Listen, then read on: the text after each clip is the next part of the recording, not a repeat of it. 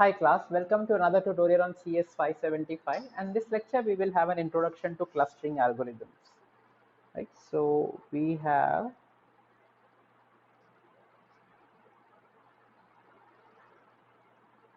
the clustering algorithms. So now, as you have already seen in the previous example, in case of clustering we have some groups.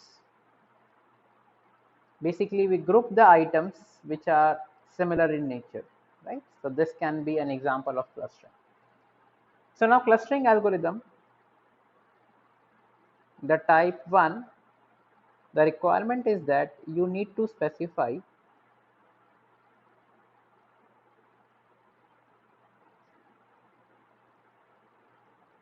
the number of clusters.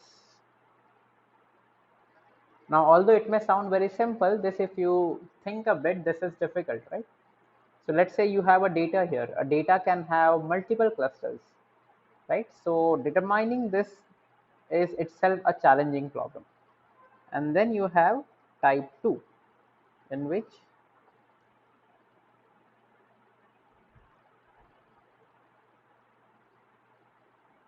you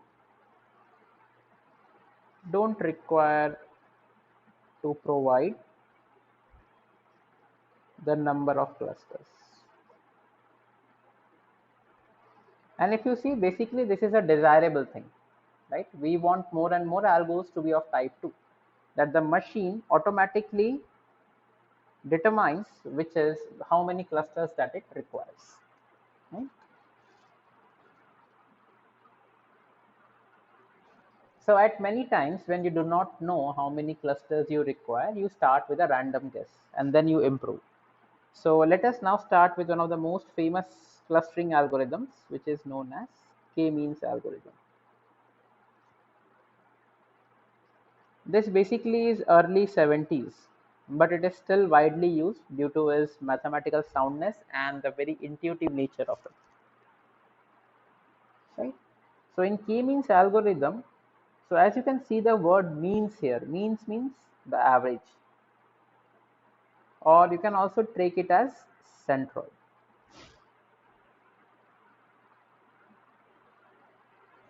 Right? And in this particular k-means algorithm, you need to specify the k.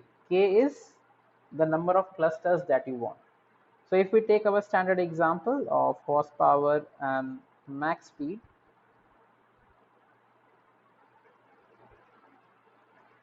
right? So we know from the human eye that we require 3 clusters here, right?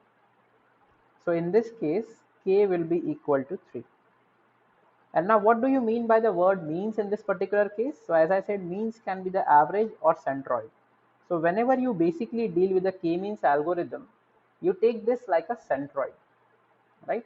So now what do you mean by a centroid? Like we have already studied in school, right? So something, if we have an equilateral triangle, the centroid will basically give us the same distance from that point to the corners. Fine. Now let me just change the pen color to red. So if you see for this particular set of group,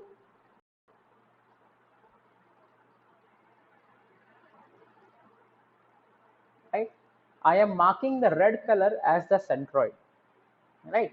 Centroid as in that particular point will be a representative element for that cluster, right? If you see from that particular point, all the points in the neighborhood are very near to each other, right? Now what do I mean by very near to each other? So for example, let us take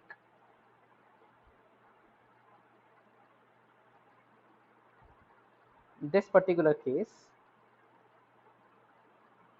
So let's say you have some points here and some points scattered here, right?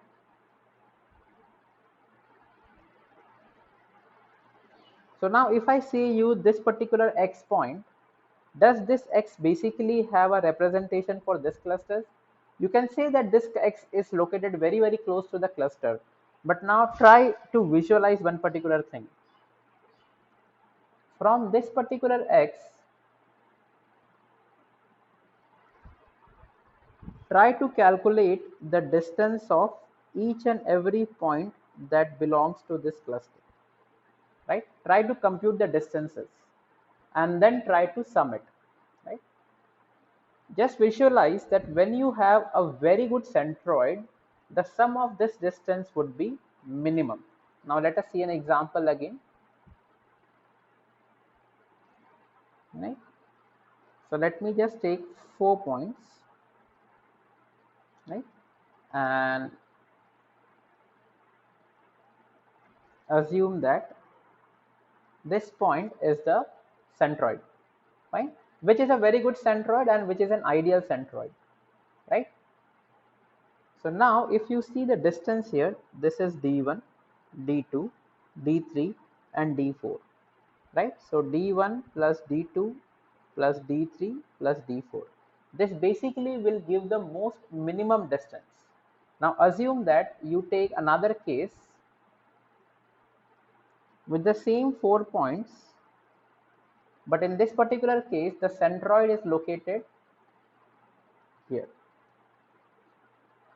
Now if you try to compute the distances from this to this, from this to this, from this to this, and from this to this, the straight line distances, this of course would be large as compared to the previous case.